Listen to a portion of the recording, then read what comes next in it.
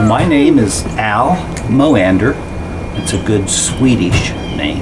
It actually comes from Sweden. That's where our heritage is. I was born and raised in Keokuk, Iowa. Spent my life in the graphic arts industry. I've always been involved somehow or other with artwork and the production of artwork. As I tell people, I came through the 60s with a vengeance. And if it was supposed to have happened in the 60s, I probably did most of it.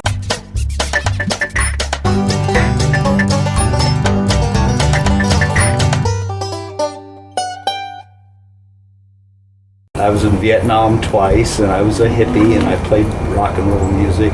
Spent my life in the graphics industry, and was fortunate enough a year and a half ago to be able to retire. And so now we live on the road in our fifth wheel, and we travel the United States. And we've gone over 19,000 miles in the last year and a half. We stay away from long single trips. We go on what we call loops, and we do what we call a 303 rule.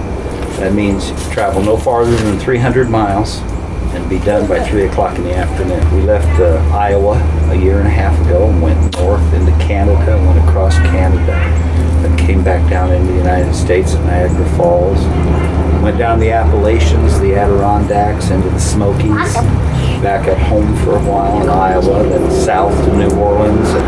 It was really quite remarkable in that when we made this plan, and January 1st, 2 years ago, we said, okay, here it is, we're going to execute it, and we did. We put our house on the market for sale, and after living in our home for 38 years and building the house ourselves, having our family very close by, the family's probably the hardest thing to drive away from, but it was actually surprisingly easy to get rid of all this stuff that we'd accumulated in 45 years.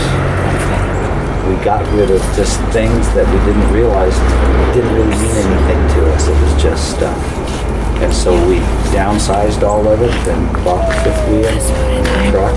And it wasn't hard at all. I actually used the word cathartic. Yeah. It was a healing experience. We felt the same way, you know, like I think we had a yard sale for a week, and we just got rid of everything. When you're done, you feel like, I never really needed that. I never used it, and I never needed it. And we don't miss it.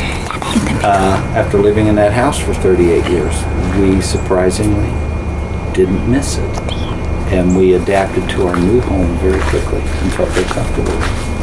So everyone, I'm going to show some of his artwork, because amazing carvings, chainsaw artist, and it's not your living on the road, but he's a very talented man that has done some pieces that were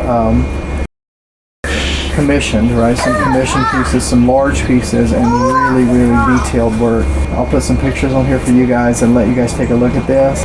You know, we don't really have a method of talking to people. I think it's just amazing that we get to travel and get to meet people like you. You know, like you never know who you're going to meet. You know, always there's some talent. There's something that you can take away from everyone. And you know, you're multi-talented, you banjo and, you know, all these things, but you were in the corporate world for so long, you know, like, was it just inside and you just wanted to get out, or it was there from the 60s, you're like, you know, doing a lot of creative things back then, and you're like, I just want to get back to that? I've always been too creative to be caught up in the corporate world too long. And I call it playing a game. I played that game for a lot of years. But then that was the thing that probably got her attached to the idea of travel, is because I was fortunate she used to be able to travel with me. So we could be in New York City, or we could be in Los Angeles, we could be in Dallas or Minneapolis, and she would go with me periodically and be able to see things, and that's when the travel bug bit her. And so if I'm thankful for one thing, it did give us the resources to be able to do stuff like this.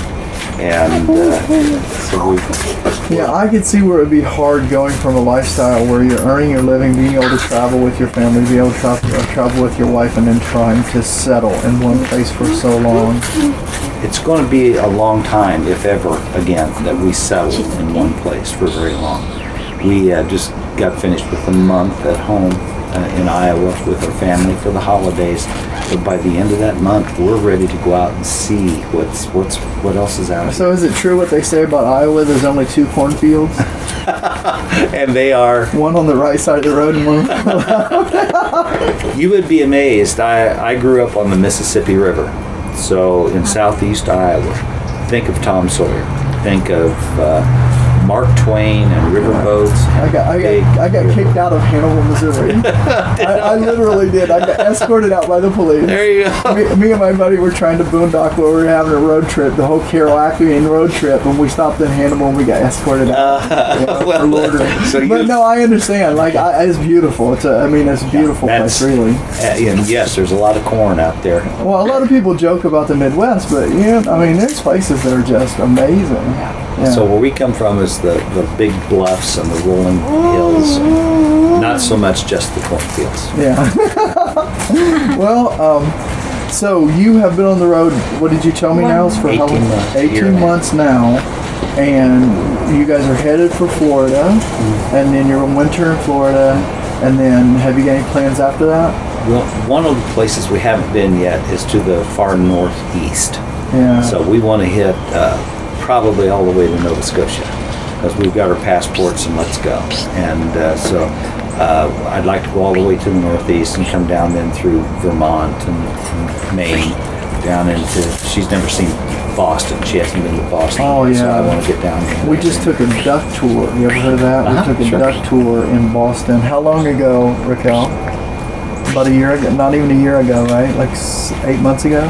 Yeah. Yeah, we took a duck tour in Boston, and we went to, if you have a chance, Acadia Island. Okay. It's off the northeast, of course it's off the northeast of Maine.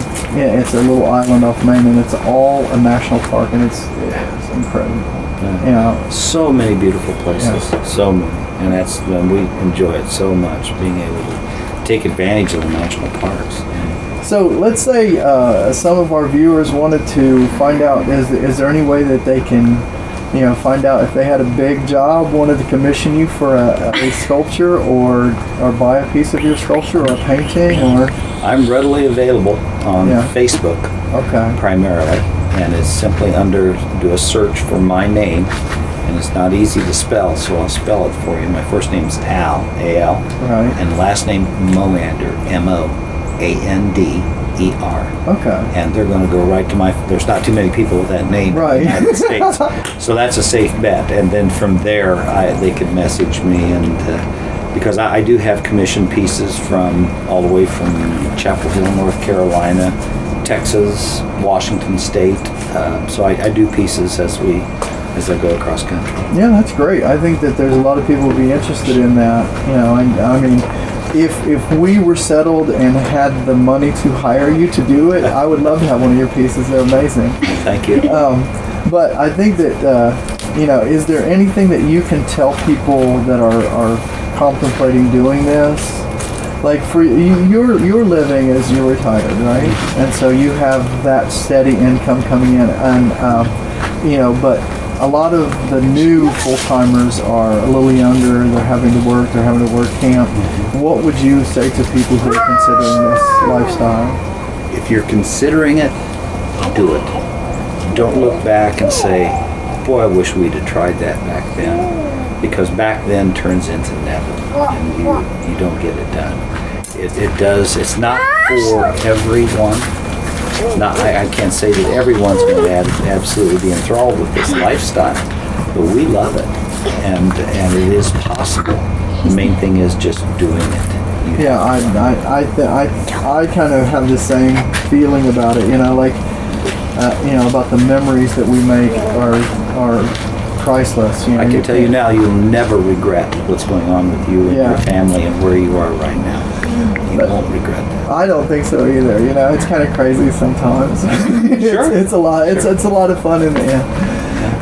So we're gonna try to get you to play your banjo for you, and I'm gonna tell people, you guys aren't gonna believe this, but he said you picked this up how long ago? Well, I've always been a musician of sorts, and as I said, I came through the 60s playing rock and roll, so that means I was a guitar player. Who's gonna play? And a year ago is when I actually started taking this seriously and getting a little bit done on the banjo.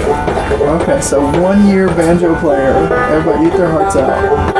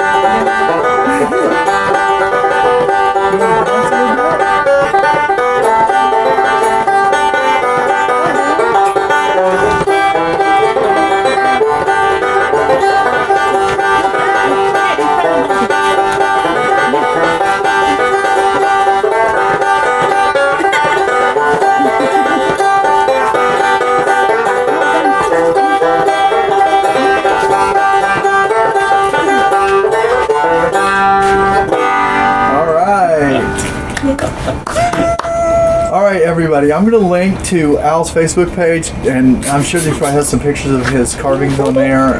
Amazing people that you meet on the road. You never know who you're going to meet. It's make sure that you guys subscribe and give us a thumbs up, and check out his carvings and leave him a comment too. Alright?